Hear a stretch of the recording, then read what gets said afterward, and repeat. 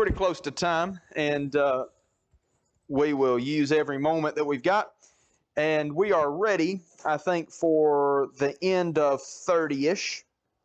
And we read a good bit of that, but it would be worth going back and just kind of summarizing. It is not, different people have different approaches to memory work kind of things. I don't think it would be a bad thing if you are looking for something to memorize, to memorize the 12 sons of Jacob. I think that is a helpful thing to know. It's more helpful if you can remember them in order, and maybe even by who their mother was. And that's significant because when we get to the blessings and the promises and things like that, seeing where those lines come through and how all that works out is helpful. But for now, let's suffice it to say that Leah has the first four. That's Reuben, Simeon, Levi, and Judah. And then Rachel's handmaid, which will be given to Jacob as another wife, her name is Bilhah. She will have the next two. That will be Dan and Naphtali. Then Leah, we'll see what Rachel has done in having her handmaid, and so Leah will not to be outdone. She will give her handmaid, and so we'll have Zilpah, who will have Gad and Asher. And then we come back to Leah. This is after the mandrake episode. Somebody asked me the other night what mandrakes were, and as many times as I've read this chapter, I never looked it up. I thought it must have been some kind of fruit. Really, I think it's a flower kind of plant. And they were supposed to have fertility qualities to them in the ancient world. And so anyway, so Leah gets those, now they make a trade. And so then she has Issachar and Zebulun and then a daughter, Dinah. And then we finally come to Rachel, and she has a son named Joseph. Now, we said some of this last week, and so I won't rehearse all of that. I see in Leah somewhat of a more, so when I use the term godly, I don't mean that she's perfect in every way. I do mean by that she seems to be more aware of God's presence, particularly with regards to the births of these children. You see, even in verse 18, God has given me my wages. Verse 20, God has endowed me with a good endowment. And so I see that. Rachel maybe does not always have those qualities. And I won't say that she doesn't have them at all, because you look at verse 22, God remembered Rachel and God listened to her and opened her womb. Right? So evidently there's something that she's appealing to God for, because he's remembering her. But then notice verse 24. She called his name Joseph, saying, may the Lord add me another son. I don't see a lot of contentment there. It's almost as if, well, that's not enough. Let's add another one. And eventually the Lord will, but we're not there yet. I say all that to say this. Each one of these sons' names either means or sounds like something that means something closely related to what the mother says. And for example, Naphtali sounds like the Hebrew word for wrestling. It's not the Hebrew word for wrestling, but it does sound like that, and people would be reminded of that. Asher meaning happy and things like that.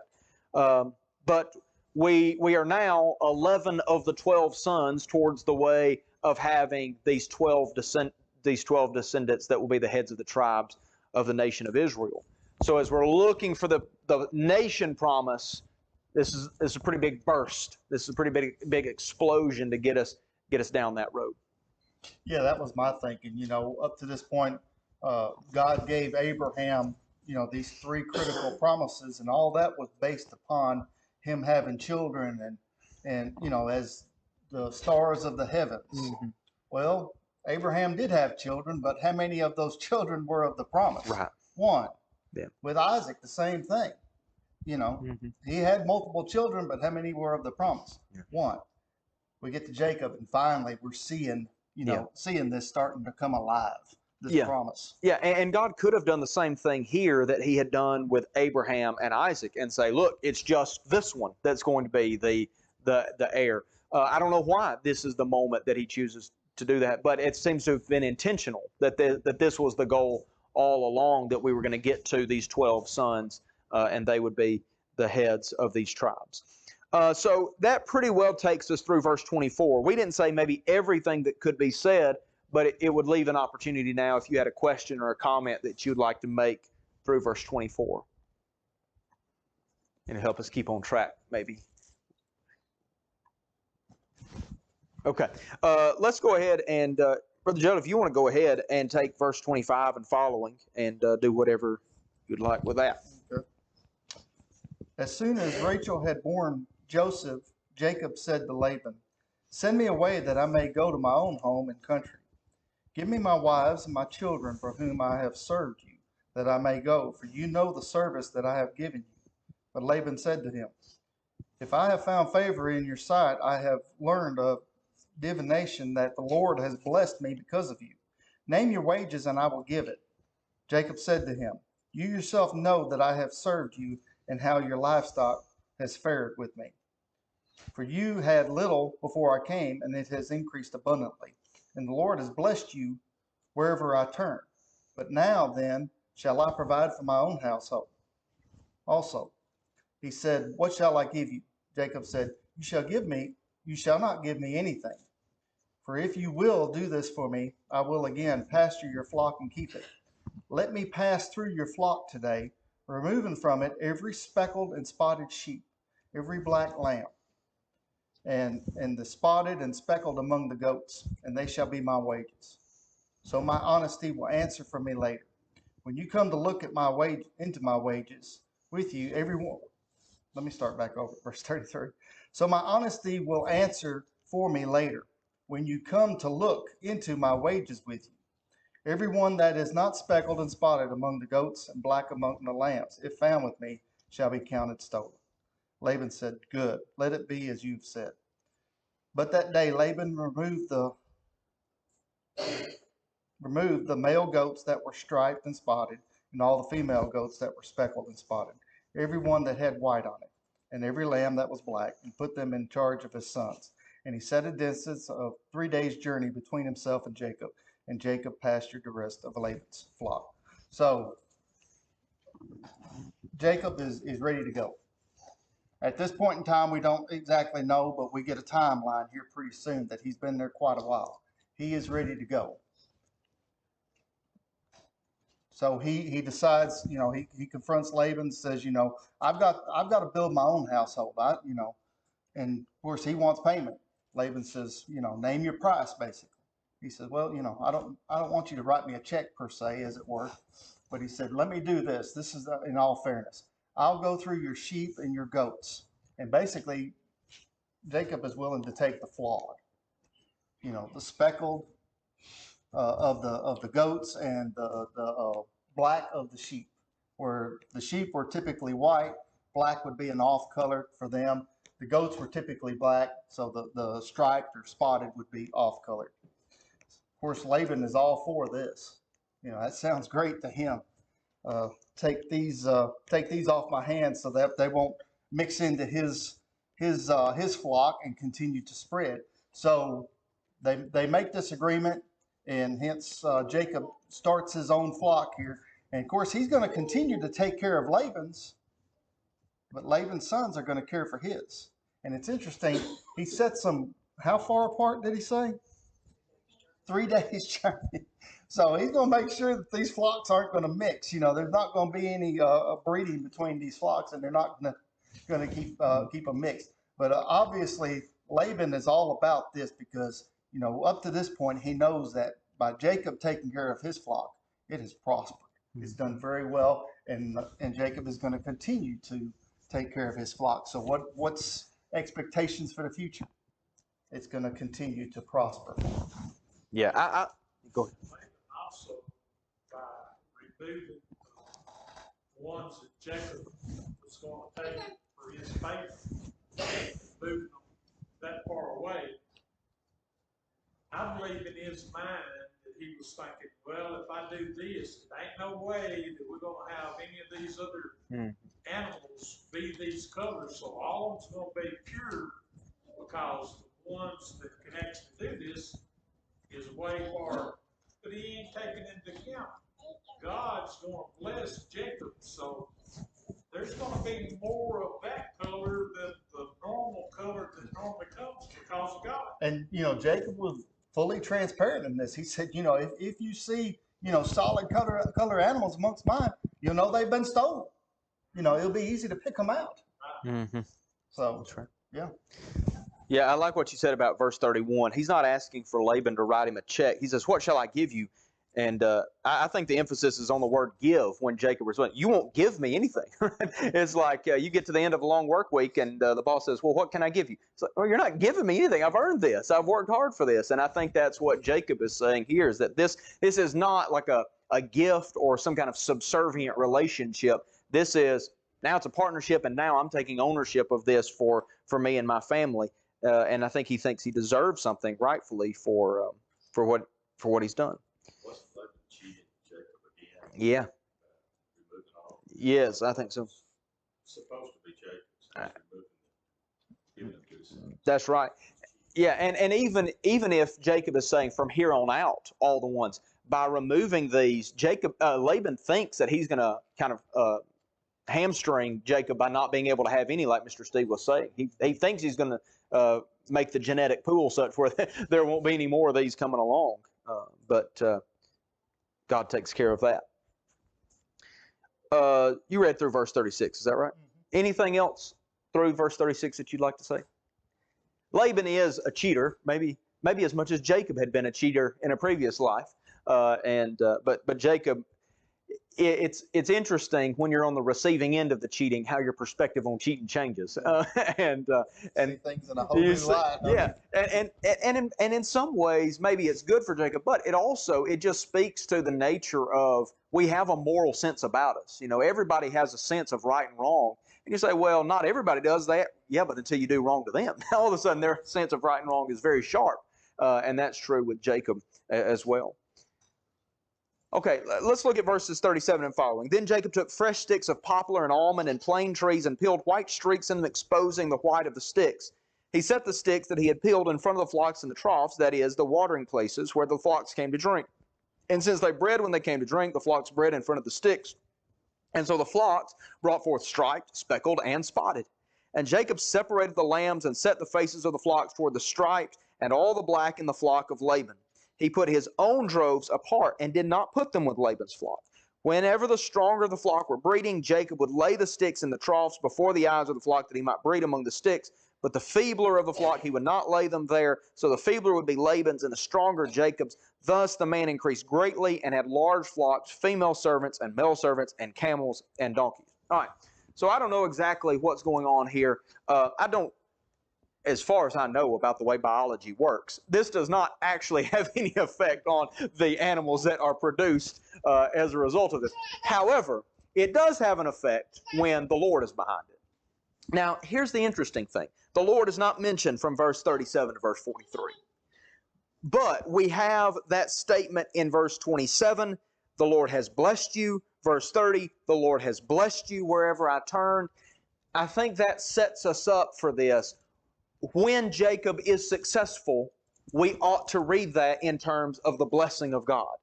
That this might be the means by which Jacob is bringing this about, or the means by which God is working through. But I don't think we should read verse 43 about Jacob's increase apart from the blessing that we've already been reading about all along. In fact, remember way back in chapter 26, when, chapter 28, when, I said that. Let me see if I can find what I was looking at. Well, in 26, 13, and 14, it talks about God blessing Isaac and him, so he became rich. He gained more and more until he became very wealthy. Then you have the promises that he makes to Jacob in chapter 27, when he thinks he's blessing Esau, that he would be rich. And then you have the promises from God in chapter 28 that he would be blessed. Verse 15 of 28, I will be with you, I will keep you wherever you go, and will bring you back to this land. And what I want you to see is that God is keeping his promise to Jacob here again, and even in spite of Laban's cheating. Anything else that you'd like to say through that? Maybe somebody knows more about the the stick situation that they would like to share, but I don't. What do you think he was told by God to do this? Or you think I think it's possible. Yeah, I think it was probably folklore or maybe wives' tales that this is what did that. And I don't know. I think there are probably gaps in their faith in some ways. Like you see, Rachel in the next chapter will take the household gods with her. I think maybe well, you've got the mandrake situation. You have all sorts of things along the way. Laban talks about divination. Maybe that there are limits to what they know and understand at this point. But I don't think Jacob would have read this as anything other than the blessing of God.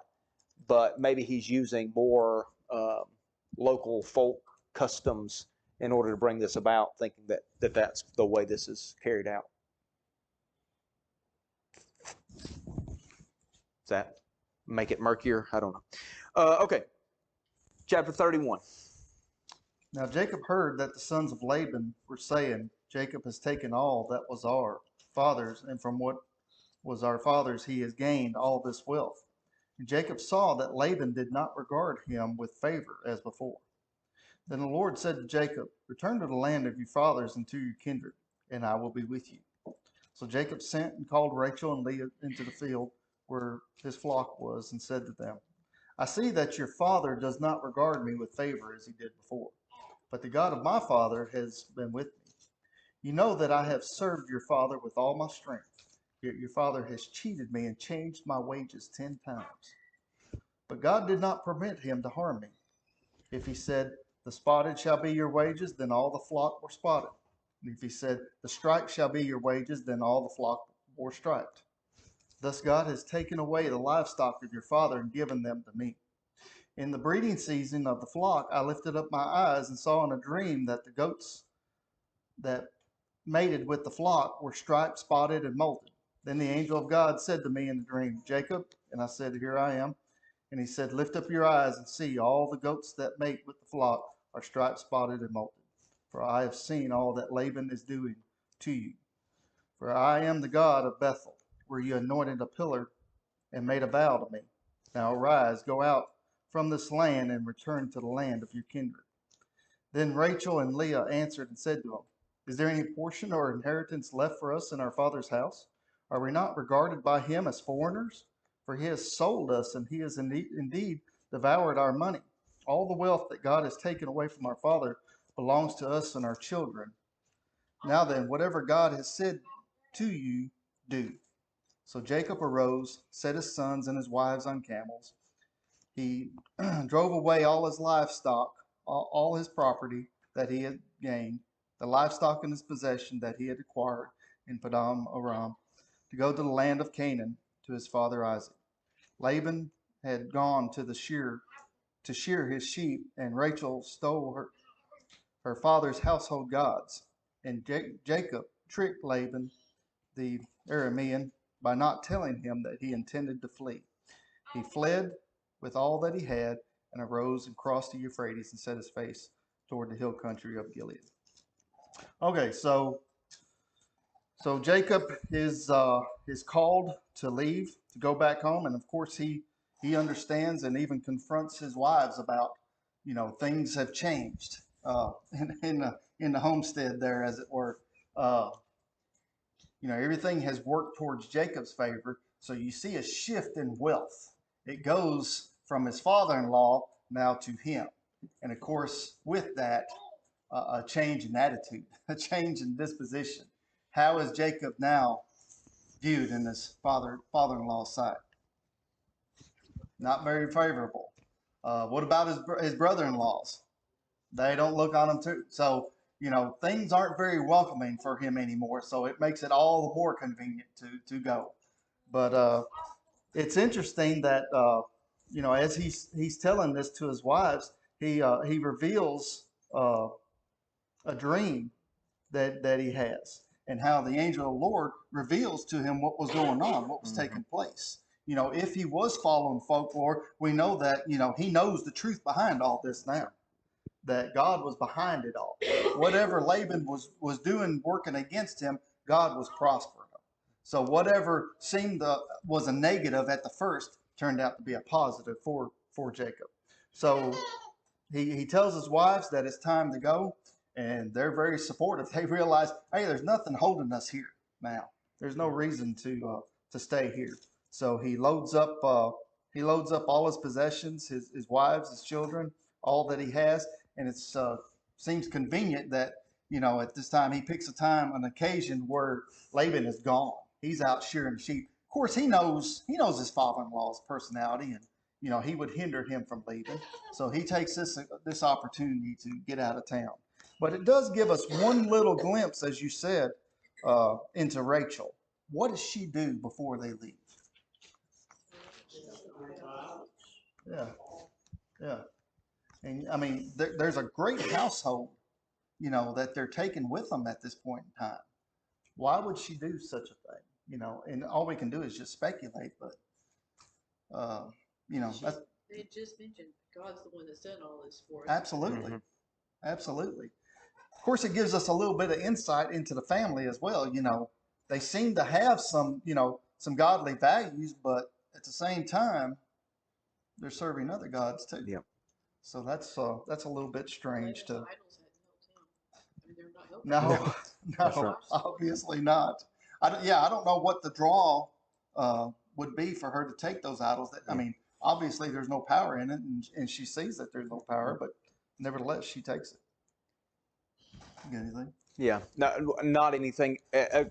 In response, sometimes even knowing that they use these. So I think about the children of Israel coming out of Egypt, and they built a golden calf, and it's like, what in the world are you doing? I mean, you were standing there at the foot of the mountain as it was shaking while God was speaking and saying, "Don't make a graven image," and they go right ahead and do it. And so sometimes it doesn't. Habits die hard. Yeah, that's right. That's Maybe right. I don't know. Yeah, and I think that's probably the best way of saying it. And maybe she doesn't think of these things as being in conflict. Sometimes I think the Israelites thought that they could serve the Lord and serve the idols, and maybe she's just trying to hedge her bets and make sure none of the gods are displeased. And there's also the possibility that she views them as a source of wealth. But in chapter 35, Jacob's going to call upon them to put them away, and a call to repentance, which makes me think that maybe there is some devotion that they have to them that's inappropriate here. But we'll look at that. It's a beautiful call to repentance in chapter 35 when we get there. I don't have anything else to say about all that. I think you're exactly right. I think it's 6 times that it's pointed out that God did this. God has taken away. So remember what the brothers had said. Jacob has taken away. And Jacob tells, no, God did this. And for 2 reasons. One, because he made a promise to bless him. But the other one was because he had seen what Laban had been doing. So 6 times he either says that he saw or that God acted on Jacob's behalf. All right. Anything else through verse 21? I think it'd be good for us just to read the rest of the chapter, and then we'll make notes on it as we go. When it was told Laban on the 3rd day that Jacob had fled, he took his kinsmen with him and pursued him for 7 days and followed close after him into the hill country of Gilead. But God came to Laban the Aramean in a dream by night and said to him, "Be careful not to say anything to Jacob, either good or bad." And Laban overtook Jacob. Now Jacob had pitched his tent in the hill country, and Laban with his kinsmen pitched tents in the hill country of Gilead. And Laban said to Jacob, "What have you done that you have tricked me and driven away my daughters like captives of the sword? Why did you flee secretly and trick me and did not tell me so that I might have sent you away with mirth and songs, with tambourine and lyre? And why did you not permit me to kiss my sons and my daughters farewell? Now you have done foolishly. It is in my power to do you harm.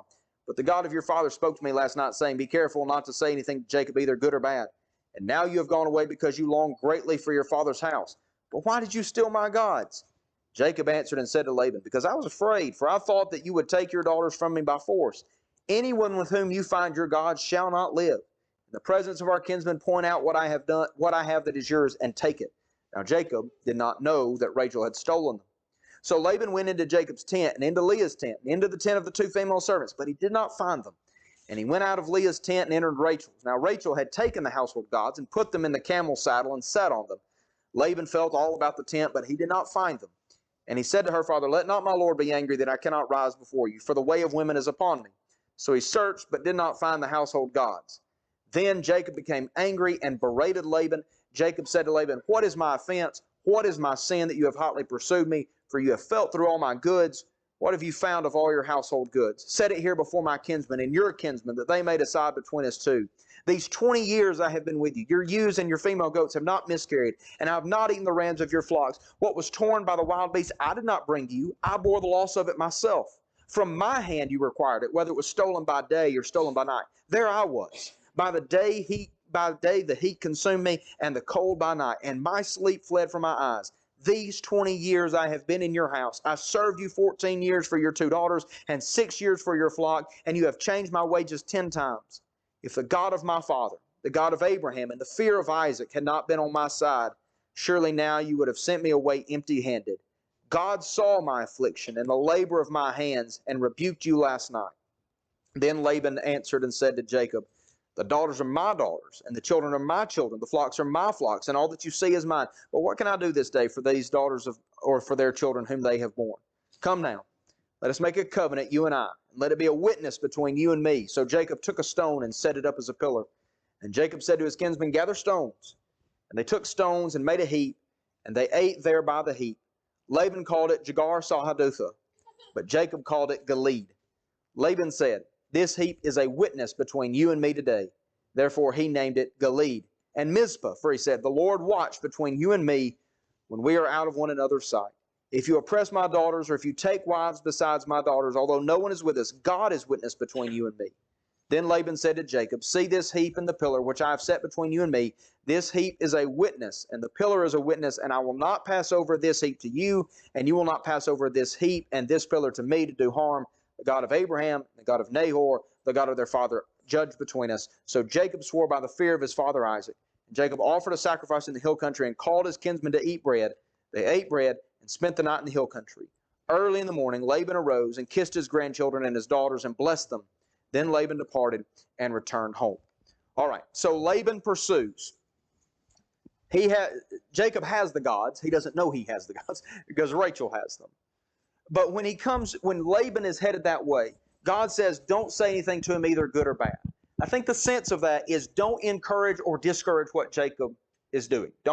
You don't try to convince him otherwise. Now, Laban comes pretty close, I think, to discouraging it. So I think he's treading on dangerous ground here, and maybe in some of the ways that he's talking to Laban. Now, he asks in verse 27, "Why did you flee secretly and trick me? I would have sent you away with a party." What do you see in Laban's attitude there? Blowing smoke. Yes, I think that's exactly right. I don't have blowing smoke written. But I do have the word disingenuous, right? I think he's being fake. I think he's being hypocritical. He has already demonstrated that he doesn't care one bit about Jacob. And here's the thing. Him hurting Jacob doesn't just hurt Jacob, does it? It hurts his daughters and his grandsons and granddaughters that he says he cares so much about. When he takes those flocks away, that's who it hurts. Right? But now all of a sudden he wants to act as if he feigns love for them, right? He pretends like he really cares about them. Now Jacob is willing to put it all on the line, and he says, whoever has these gods, you put them to death. Now he doesn't know it's Rachel. He doesn't know it's his favorite wife. And Rachel has a pretty good excuse. She says something that Laban is not going to question. He's just going to say, well, we're going to move right on past that. I'm going to go out of this tent. And then Jacob uses that in a way to say, look, this is the last straw, right? You've been brutal to me while I work for you. Now you're falsely accusing me. Set it here before us. What have I taken of yours? Now again, Jacob doesn't know that he's taken it. But Laban doesn't know either. Laban doesn't have any evidence either. And so Jacob is able to use that. Now, I love this in verse 42. What was the source? What was the root of Jacob's success? God. If he says, if the God of Abraham and the fear of Isaac had not been on my side. I love that phrase, the fear. Fear generally we think of as a verb, right? It's something you do. But in this case, the fear of Isaac is a noun. It is describing who God is. He is the reverence of Isaac. He is the one that Isaac fears, and so he is described as the God of Abraham and the fear of Isaac. It's a pretty powerful description of who God is. He says, if he had not been on my side, you would have robbed me blind, and you would have sent me away empty-handed. God saw my affliction and the labor of my hands and rebuked you last night. Now, we don't have maybe a ton of time to think about this, but I do want you to think about the Israelites who had been working in slavery for a lot longer than 20 years. And if it had not been for the God of Abraham and the fear of Isaac, what would they would have been sent away with? They'd have been sent away empty-handed. But God made sure that when they left Egypt, they left full. They left with the riches of Egypt. And so there would be an echo, I think, of that here in the story of their forefather Jacob, that when he leaves a form of slavery, a form of indentured servanthood anyway, that he leaves with abundance because of what God had provided. I think also by Yeah. God coming to Laban and warning him that night about not to do anything equal to Jacob. I think that was God's way of giving Laban mercy, because God had already said through his promises, whoever blesses you, I will bless them. Yeah. And whoever curses you, I will curse them. Right. So if he had actually went after Jacob hard, Yeah.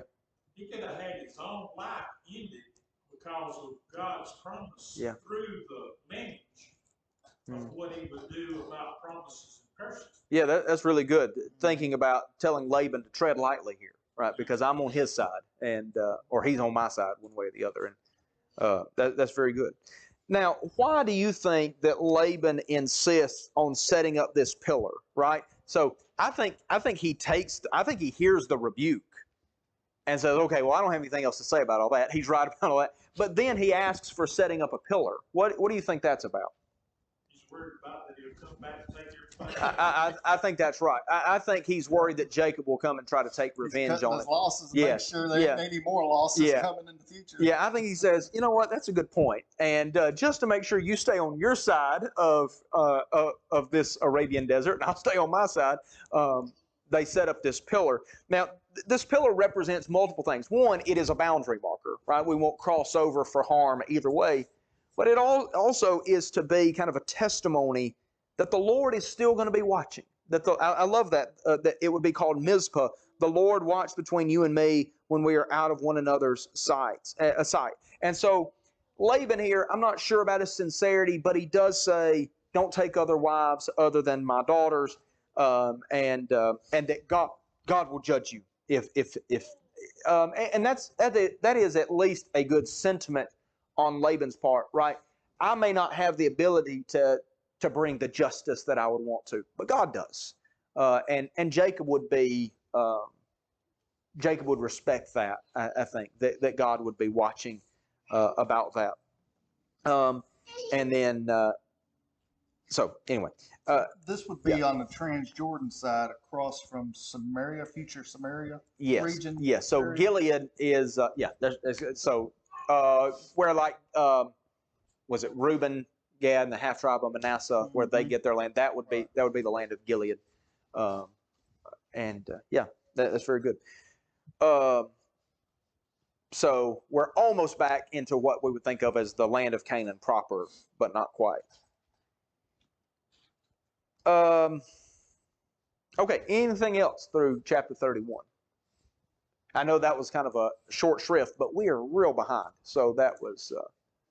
But again, they eat a meal to kind of solidify this. Yeah, the number of times where a covenant and a meal is together, that you would eat together in order to kind of solidify that. Same thing happens in Exodus 24 after the what we know of as the Old Testament. The Old Covenant was ratified. They eat a meal in the presence of the Lord. Well, we have a covenant meal too, and as we partake of the Lord's Supper, we're remembering the covenant that was made, and so that there's a theme through Scripture that as agreements are made, you sit down to a meal to show the binding nature of that and the partnership or the agreement that's been made. Just think about how different it could have been for Laban. Like if he had recognized, and not cheat. Right. And now he lost his wealth, he lost his family. Yeah, He's losing everything just because, and he wouldn't stop. that's right. You know, and at the beginning of chapter 31, was it that he says, you know, he recognized that Jacob's success was bringing him success, right? He says, the Lord has blessed me because of you. So the last thing you think you would want to do is to work against that. And I really think that the blessing of Jacob had the potential, you know, the rising tide could have lifted all the boats. But instead, it ends up becoming where all of that is going to Jacob because of Laban's reaction to it. So it could have been different. Very good. All right. Well, I've talked a lot, so maybe I should be quiet for a while. Jacob went on his way, chapter 32, if you're not already there. Jacob went on his way, and the angels of God met him. When Jacob saw them, he said, "This is God's camp." So he called the name of that place Mahanam. And Jacob sent messengers before him to Esau his brother in the land of Seir, country of Edom, instructing them, "Thus you shall say to my lord Esau, Thus says your servant Jacob, I have sojourned with Laban and stayed until now. I have oxen, donkeys, flocks, male servants, and female servants. I have sent to tell my lord in order that I may find favor in your sight." And the messengers returned to Jacob, saying, "We came to your brother Esau, and he is coming to meet you, and there are 400 men with him." Uh-oh. Then Jacob was greatly afraid and distressed. He divided the people who were with him and the flocks and herds and camels into two camps, thinking, "If Esau comes to the one camp and attacks it, then the camp that is left will escape." And Jacob said, "O God of my father Abraham and God of my father Isaac, O Lord, who said to me, 'Return to your country and to your kindred, that I may do you good.' I am not worthy of the least of all these deeds of steadfast love and all the faithfulness that you have shown to your servant. For with only my staff I crossed this Jordan, and now I have become two camps. Please deliver me from the hand of my brother, from the hand of Esau, for I fear him, that he may come and attack me, the mothers with the children. But you said, I will surely do you good, and make your offspring as the sand of the sea, which cannot be numbered for multitude." So he stayed there that night, and from what he had with him, he took a present for his brother Esau: 200 female goats, 20 male goats, 200 ewes, 20 rams, 30 milking camels and their calves, 40 cows and 10 bulls, 20 female donkeys and 10 male donkeys. These he handed over to his servants, every drove by itself, and said to his servants, "Pass on ahead of me and put a space between drove and drove." He instructed the first, "When Esau my brother meets you and asks you, 'To whom do you belong? Where are you going? And whose of these ahead of you?' then you shall say, 'They belong to your servant Jacob. They are a present sent to my lord Esau. And moreover, he is behind us.' He likewise instructed the second and the third, all who followed the droves. You shall say the same thing to Esau when you find him. And you shall say, 'Moreover, your servant Jacob is behind us. For he thought I may appease him with the present that goes ahead of me, and afterward I shall see his face. Perhaps he will accept me.' So the present passed on ahead of him, and himself stayed that night in the camp." So Jacob is marching forward with his camp. And of course, he sends messengers ahead, and they meet up with Esau, and then he gets word back that he's got a large group coming, and this doesn't sound good. It's been a lot of years since he deceived his father and stole the blessing away from his brother, but he's not taking any chances. And I love how he, in a time of stress, we've seen Abraham make mistakes. We've seen his father Isaac make mistakes and rely on their own understanding and their own wisdom to try to bail them out. But here, where does Jacob go? He goes to God. Yes. And he appeals to God's promises. You have made these promises to me. You're the one who called me and told me to come back to my kindred. And you promised that, you were going to bless me and that my children would be as the sand of the sea, that, cannot be numbered. So, I need you here. I need you to be with me on this. And so he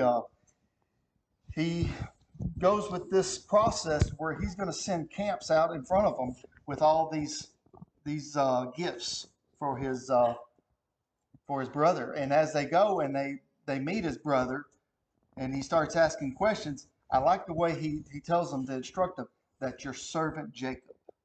You see how Jacob is being very, I don't know, I'm a lost for word, but he is very humble. He's a lot more humble than what he showed in the past. But he's trying to soften this confrontation that could be lying ahead. So he's bringing waves of gifts and presenting himself as a servant before his brother. And so this is interesting. Obviously we see Jacob has went through a change as he has been away. He seems to be a far different man now, coming back as he was going. And so that's a good thing. And I don't know if, the tables being turned on him by his father-in-law changed his perspective. Certainly the dream didn't hurt that in any way when he was on his way. I'm sure that affected him greatly. But here he has really drawn closer to God, and in the face of adversity, we see where he's going to rely on is God. Very good. I don't see, I think he's still showing wisdom and faith. I don't think there's a problem with what he's doing as far as the presence. He's That's still right. trusting God. Yeah. Just Esau's appearance. When I seen Esau coming, the way they described him, I'd be a little scared too. Yeah, with 400 foot soldiers with them, that would really send a message as well. Yeah, that's a small army. I mean, at least when you're talking about tribes of people, that's a small army. So I think all that is exactly right. And I love that with what he prays is based on what God has promised. That is a model for us in our prayer. I think when we come to God, we can say, God, you promised. Now, when we do that, we better make sure that it's actually something God promised. I think sometimes things go poorly for us in our life, and we say, well, God, why didn't you do what you said? And he never promised us any such thing. God has never promised us success and happiness from an earthly perspective, but he has made promises to us. And so we can pray based on those promises.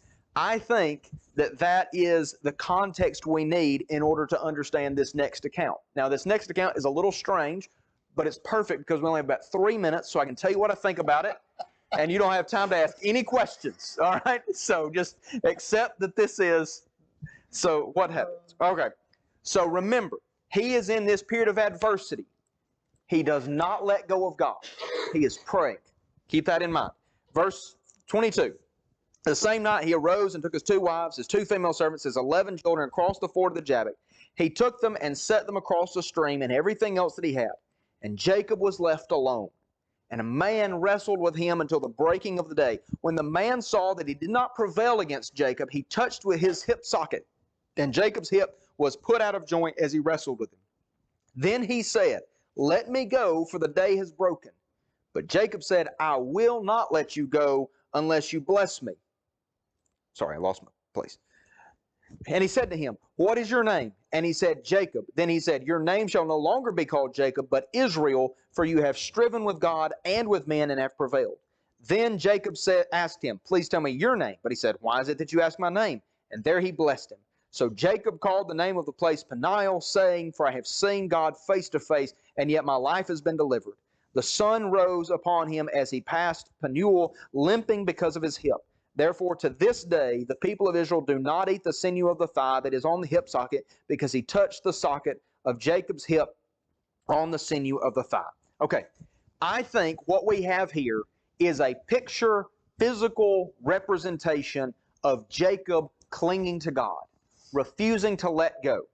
Right? So here he is struggling, he's in adversity, he's in a difficult situation, and he's not winning, right? He's not prevailing, but he won't let go. When it comes to his prayer, the thing that makes Jacob faithful in this moment is that he won't let go of God's promises, even in a very difficult circumstance. So it's pictured here by him not letting go of this man, angel of the Lord, embodiment of God, whatever this person is, because in verse 30 he says, I've seen God face to face, and I have and my life has been delivered. Here's the idea. I think in this text, when he blesses him, he is telling him, you are going to prevail. You're going to be okay. Because you've not let go. You've not let go of God's promises. And that was pictured in Jacob's tenacity in the wrestling match, was a parallel to his tenacity in prayer, that he wouldn't let go of God's promises. And as a result of that, so you have in verse 30, I have seen God face to face, and yet my life has been delivered. Look back up at verse 11. He says, please deliver me. If he can wrestle with God, if he can see God face to face and be delivered, well, then being delivered from the hand of Esau is no big deal. And I think that's what it was teaching Jacob, was you are going to be rewarded for not letting go. You were rewarded tonight with a blessing for not letting go in this wrestling match. You're going to be rewarded tomorrow when you meet Esau because you didn't let go of God in prayer. And I realize that's a weird story right here in the middle of all of this. If you took that story out, we could skip right from where we left off to the next chapter, and it would make perfect sense. But I think this is revealing, why is it that Jacob's successful? Not because he's strong, but because he won't let go of God. And I think that's a good lesson. Also, that from that, I mean, it's not only that he was in prayer, but he is actually in a physical contact with. Yeah. But what I'm saying is, I think that yeah. His joint is actually dislocated. Yes. No, there's no doubt he's in an actual wrestling match. What I'm thinking is that the wrestling match is a picture of his prayer life. It's a physical representation of his prayer life. All right, now we're out of time. So if you have any questions about that, you'll just have to email Gerald. A week from now. What's your email address? GeraldLindecker@gmail.com. Send him there. Thanks for watching. If you found this video to be beneficial, please follow us on Facebook or subscribe to our YouTube channel. Feel free to share it with others that you feel like may benefit from it. If you need to contact us, please contact us via email at quinn.church@yahoo.com. Also, if you're in the area, we would love for you to come visit with us at one of our assemblies. Have a good day.